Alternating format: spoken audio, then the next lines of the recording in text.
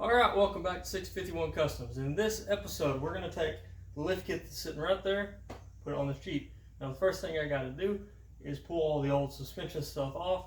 I've already got a head start on the couple of things. I got the steering disconnected, I have the sway bar disconnected, and I've got the shocks disconnected. I've got to remove those fully, and then we can start getting the new stuff on. So I'm going to go ahead and do a time lapse on this, get the springs out of it and all that stuff, and get the axle disconnected from the control arms and all that stuff, get those out of the way, and then we'll move on to assembly. I'm going to try and walk through the assembly process as in-depth as I can. I've never installed a lift kit before, but I've done plenty of suspension work, so I understand how it works and what it needs to do. I just need to get the new stuff on and see if I can get that set up. It's going to be different because the control arms with this kit are adjustable, so I'll have to figure out what my adjustments need to be and get all that. And when I'm done, I'll have to take it to an alignment shop that knows how to work on this kind of setup. But that's on down the road. For now, I'm going to go ahead and do a time lapse of the teardown, get everything out of the way, and then I'll update you when I get the new stuff ready to go in.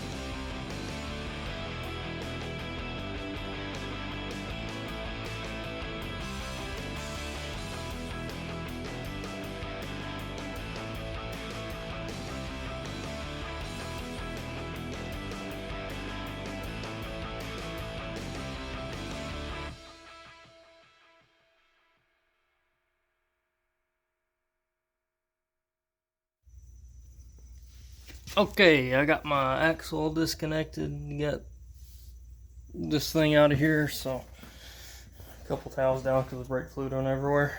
I'm going to get the cross member in now. You see it's right here. I've got to get the old one out. I got the transmission jacked up there, just got to unbolt this thing, get the impact in here and zing these out real quick, and then I'll get the new stuff in.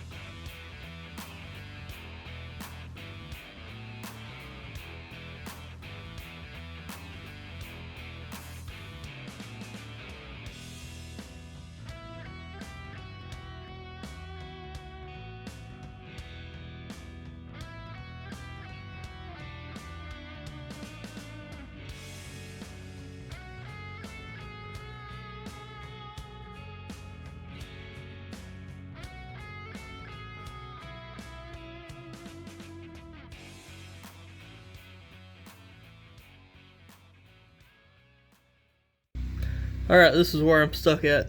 The cross member is held up with these studs. One stud, one bolt. I've got to get the studs out somehow, so I think I'm going to attempt to weld a nut on there. I tried double nutting it. I couldn't get it to do it. Couldn't get it to come out like that. So I'm hoping welding it will introduce heat up in there, and that will loosen it up a little bit. So hopefully that works. Try that and I'll let you know how it turns out.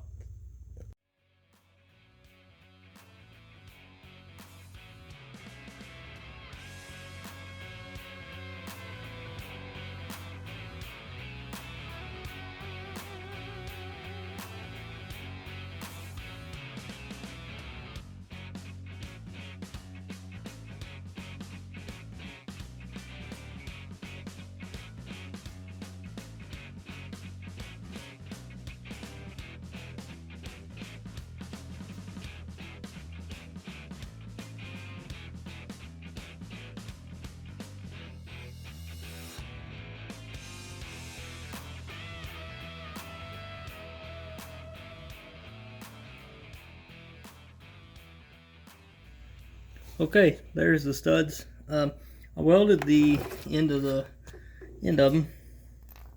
That way when I tried to take the nut off, it just got caught. And that allowed me to get them to come out. Save the thread, so.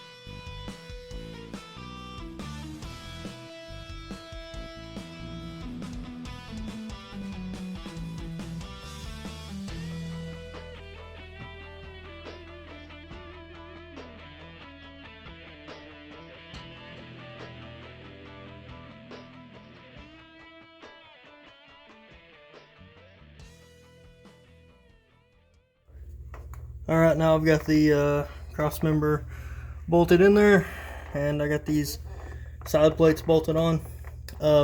Be careful when tightening these, because the threads in the frame are not super strong, so there's a possibility of stripping those out. So just be mindful of that. Maybe don't use an impact when you tighten them. But I got them on there, both sides. So now next step is to drill the holes here and here for the self-threading screws or bolts that go in there. So I'm going to find a drill bit the right size and get those drilled in there and the bolts put in.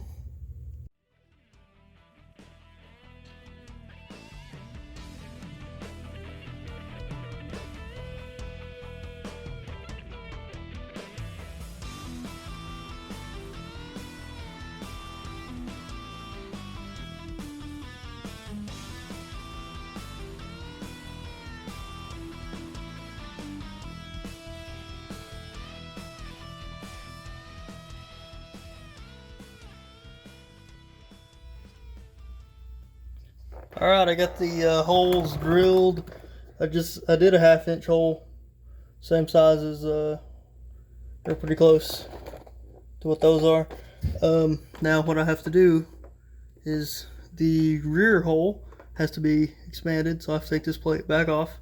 The front hole gets a bolt or a nut that you slide into here and then screw down right there.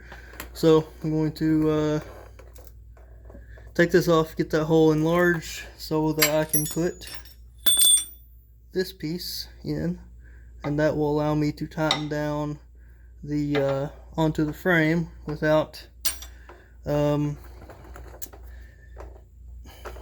like squishing the frame together. So get that put in, and I'll be back. Okay, went ahead and got all my bolts in this side. Got the captured nut or flag nut or whatever in there. Got the stud in there. That way I could tighten it down. I used a 1/2" drill bit. So what I did, bolted this on, took the 1/2" bit and ran through and made a mark on the inside of the frame on this side. Then I used a smaller bit so it would center on the pre-drilled, or where I'd started drilling with the big bit. Bust through with a small bit, then switch back to the big bit to finish the hole. And this side ends up being a 1/2", and this side ends up being I think it's like a 3/4 or something. It's got to be a pretty big hole to fit that stud into. I just upsized it or reamed it out with a reamer bit until I got to the size I needed. And of course that one's just a 1/2" hole. So got that done. I'm gonna get the other side done real quick, and then I'll set the time lapse back up and do front axle control arm type stuff. Okay, middle of doing this side, haven't got anything done at all because I stripped out that bolt, stripped out that bolt. Now, what I've done to fix that is tapped it and put a helical in it. Now, the problem with putting a helical in a captured nut like that that's in the frame of this thing is that the helical, when you try and put your bolt in, it'll thread out the opposite side of the nut. So it just comes out into the frame and then falls and doesn't work. So what I ended up doing after I put the helical in, I took the welder and tacked the very first thread on the beginning of the helical, and that allowed it to stay in place when I put the bolt in. So I had to force the bolt to go in, but after it got past that tack, it was able to thread in there, no problem, and it appears to have full engagement because I was able to tighten it fairly tight. So I'm not going to touch that one again. I've got to drill these 2 holes here, and then I can pull this plate off, and when I pull it off, I'll do that hole, and then put it all back together, be good to go. So alright, I got this side bolted in finally. That took a little longer than it should have. That's same as the other side, just flag nut through the hole, tighten that down. This one's got the spacer in there for the frame, spacer inside the frame so that when you tighten it, it doesn't crush the frame. So got that. I had to do a helical with a tack at the beginning of the thread to hold that helical in and that helical. It was very difficult to do. I wouldn't recommend it, especially upside down. This one I managed to not strip, so that's great. So that's pretty good. I think it will hold just fine. The next step is going to be probably get these control arms mounted in there. I'll get my control arms. Gotta get my springs in there. Couple other things to do here before moving along. I gotta get these tools cleaned up. This multitude of drill bits that I used, helical that I experimented with. It's a good thing I bought the cheap set of helicals, but it's coming along. I'm gonna move on to the control arms. I'll set up a time lapse for that, and then I'll show you how I installed them. Okay, one more thing I almost forgot before I put those control arms on. I've got to cut these off. They show using a Zaza to cut that. I've got a band saw, a porter band, that I may be able to. I think I'm going to try to porter band it. I think I can get it in there because there's plenty of room. The one on the inside here, the one holding the upper arm on the inside there, that's going to be more difficult, but I need to get that one out of the way as well. That's going to be a pain to cut out there. Hopefully I can do it though. I need to I kind of have to get that out of the way to run my exhaust, which I don't think the bracket itself is going to be in the way of the exhaust, but the arm is. So, got to get that arm out of there. But I'll get that cut off one way or the other, and then I'll show you how I did the arms after I get them on. Alright, I went ahead and cut off the control arm brackets.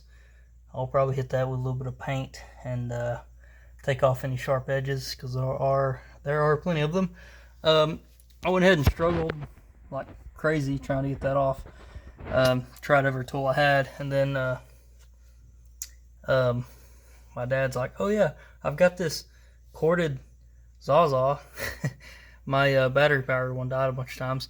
Well, he's like, "Oh yeah," and I'm like halfway done at that point. But so I get the corded saw. Takes like 2 seconds. For some jobs, corded tools are just better. Here's this side. It's done just the same. I actually took the angle grinder to this side and got some of it, and then ran out of blades, and I just had a really fun time with that. So, and I'm being sarcastic, but it's done now. So I'm gonna get these control arms onto the front axle here, or however they're supposed to be installed. Okay, I got the mounts cut off, and now they're painted, so hopefully that won't rust. Used the Zaza to cut them off. Took forever, but got it done. And a grinding disc and a couple other tools, but that's done now. So gonna put the arms on.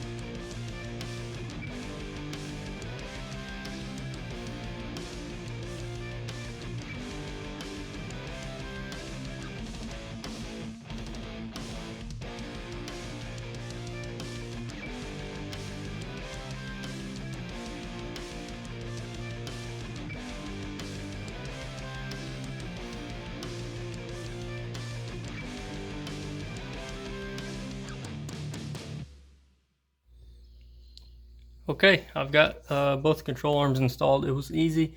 They give you measurements, 15 1/4 for top, 29 3/4 for the bottom, and that's from the eyelet hole to the eyelet hole on the top. And same with the upper control arm, eyelet hole to eyelet hole is 15 1/4. So got that side on, got the other side on. Went ahead and put the springs in their perches just because I wanted to see what it looks like. I'm liking it so far. Next I'm going to get the track bar in. I went ahead and got the mount for the track bar hidden in there like that. Factory hardware holds that on. Factory hardware in the lower control arm, that one. The rest of them, the rest of the bolts are new, the factory one for lowers. So a couple of things to look out for, but really simple install. If you can read instructions, you can do it. Honestly, if you understand how it went together, it's pretty easy to get this together. So, but I'm going to continue on here, get the track bar installed, and then see what else is in the instructions, the steering components and whatnot, and I'll keep you updated here as I time lapse through this.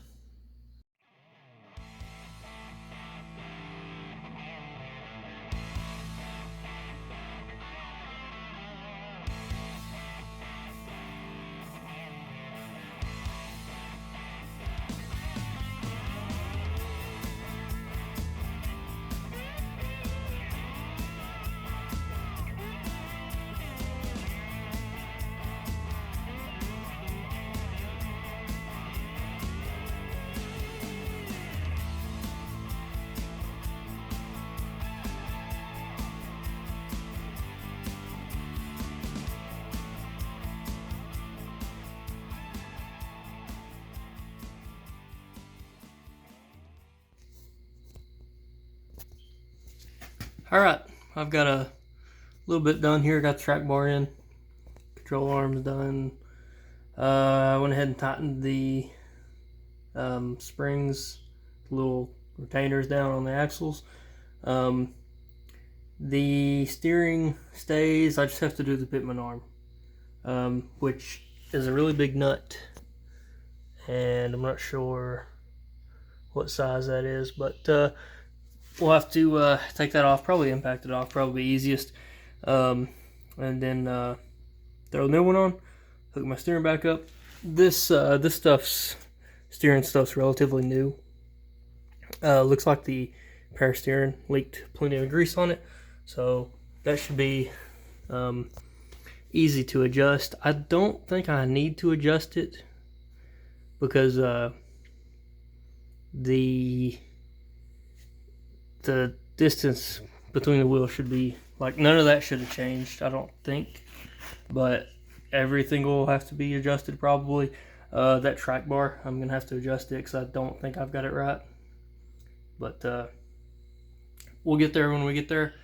It's coming along. Next thing I got to do is get that pitman arm on there, get the sway bar links, which are I believe I got the ones that you could disconnect your sway bar, so that'll be handy going off-road, I guess. And then that'll be, well, shocks, and then that'll be it. After that, we get the front drive shaft done, get the rear drive shaft in there, see how it drives with the lift kit. I've still got to do the rear, but we'll get to that another day. So it's coming along. We'll get there. Let's get this pitman arm in.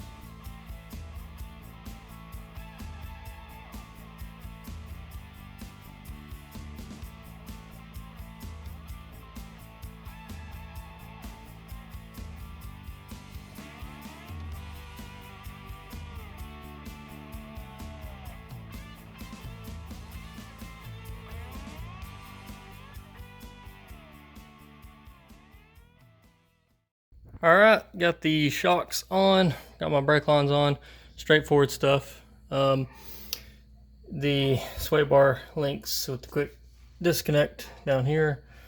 I've got a couple more things I gotta look and see. I got a pitman arm to install and a couple other things, but the front's pretty much done. I've got to torque everything down properly, and then I'll move on to the rear and get that done. So, okay, I was just under here centering the axle, and really quick, a simple way that I did that is I took my little angle finder thing, put it on the shocks,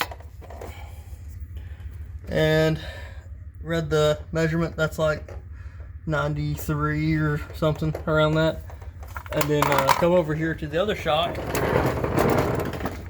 and measure it, and it's roughly 3 ticks before 90. So that tells me that the shocks are they're pointing in toward the body a little bit, but the fact that they're both at similar, parallel, opposite angles, I guess you would say, means that the axle is centered. Otherwise, you would have both of them leaning more this way or more that way. They're both basically parallel, but you'll have more of an angle this way or that way if they're off. So right now they're set where the shocks, I initially went off of the sway bar end links, but those are not as reliable as the shocks should be. The best way to get that. And you can also, there's other ways of finding the center, but that was a quick and easy way to just get this axle centered. So I put a crap load of anti-seize on this, and I started to put grease in here, and then I put anti-seize on the threads, so it's plenty lubricated, so I shouldn't have any issues with this later on. I need to get these tightened down near the ends or something. But get those tightened down. I believe it's centered. Best that I could do.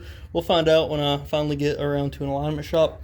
I'm going to attempt to align it the best that I can here in the home shop.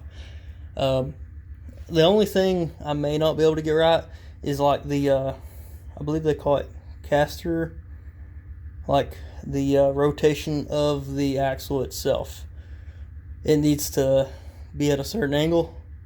I may be able to figure that out with the angle finder now that I think about it, but I gotta set that angle of the axles, that way the U joint or the ball joints and stuff, when you're turning and stuff, and the way it hits bumps and whatnot is correct.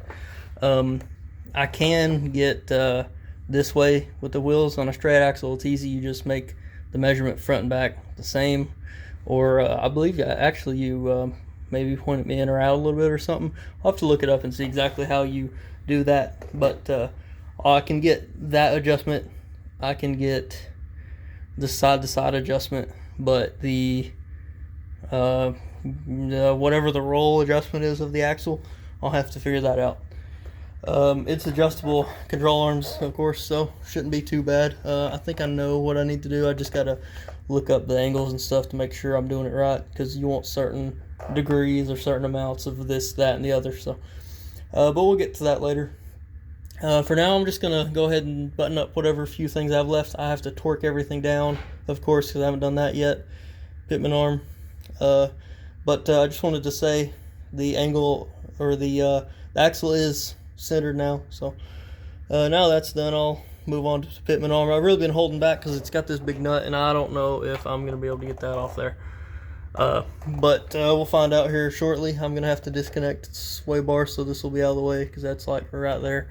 But that'll be easy to do now, because I have the disconnect in link on the sway bar. So I'm going to go ahead and do that off camera, and then we'll move on to the rear axle.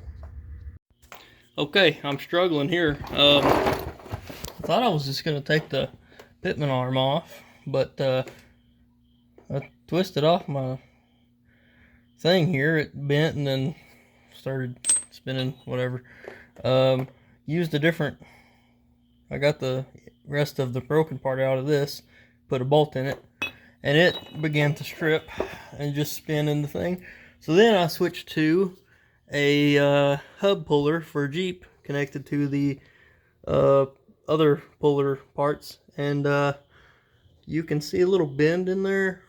I'm gonna take the sway bar off. I don't think the sway bar is in the way because it was loose. It's not loose now, so it's probably the issue or part of the problem, but I don't think it's the whole problem because this thing should at least come loose a little bit. I mean, this is, yeah, I can move that sway bar. Sway bar is not the issue. But you can probably see the marks there. I hit it with the air hammer. Came under here, hit that with air hammer. Still nothing. So I'm gonna, I don't know. I guess I don't think I'll take the sway bar off because I can push on that, and that's obviously not holding it back. It's got room to wiggle, so I don't know. I need to heat it, but I don't want to heat it because I'm afraid the seal on the box will get destroyed. They say you're supposed to use one of those pullers for this, Pitman arm puller, but if this is not beefier than a Pitman arm puller, then I don't know what is. I've never seen one this stuck. This might be new steering box territory here, because at least I don't have a unit that leaks. This one leaks bad, so honestly this isn't like super try to save the thing kind of situation. It's like, if I have to replace it, that sucks. That's a lot of money, but it would be a good thing because it leaks. So that's kind of where I'm at. Replacing it's a good thing, but I really don't want to have to because I don't have the money. I want to drive the Jeep so I can deal with the leaks.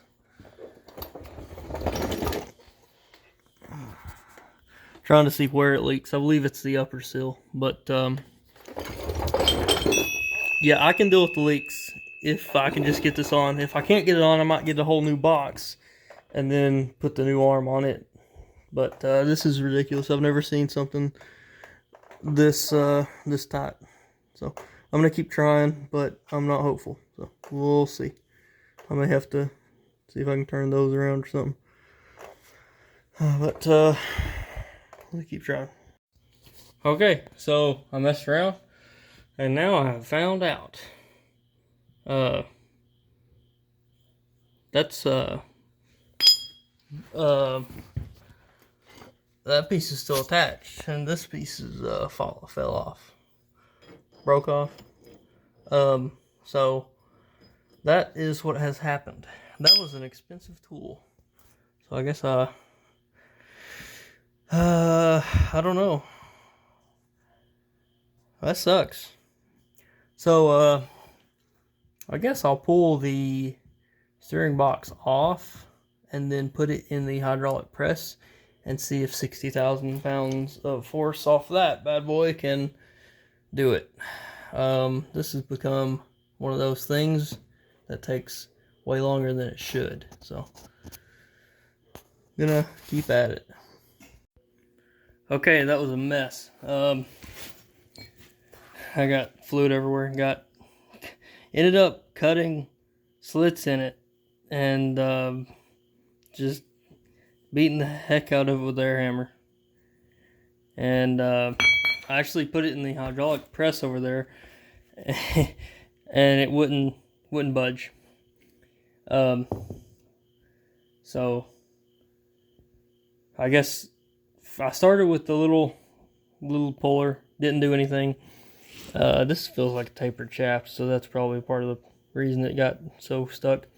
I didn't want to heat it, so I didn't do that, but I started with the little puller, didn't work.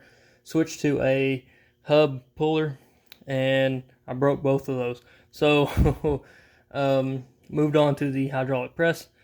Still couldn't do it, just ended up bending the bar I used to hold the underneath the Pitman arm. So then I resorted to what I should have done in the first place, is just cutting things. I tried air hammering it for a long time. Went straight on the side, air hammered it while I had it in the Jeep there with the puller on it, and air hammered it every way I could. Had a bunch of marks in it apparently. But yeah, fought the heck out of it. Ended up cutting it with the bandsaw. I didn't cut all the way through, so I was afraid to cut too deep because I didn't want to tear up the spines and the threads. So I just cut it as close as I could, and then I took the hammer, and it basically fell right off. So I'll remember that next time I'm trying to replace one of these, because I didn't have to completely destroy this, but it is completely destroyed now. So that's great. I'm gonna get the new one put on, get this thing back in, and then we can finally get the leaves in the rear of the Jeep. So let's do that, I guess. Okay, I got my steering back on. Got the box put in, only minorly scarred from the all the hammering and stuff. Got that. But yeah, steering's finally together, so now I can get everything torqued down. Went ahead and threw my drive shafts in, see how much room I had. I really hate this engine mount. I was gonna change it, and then I tried to fix it a little bit so I could keep it, but I'm gonna probably end up changing it.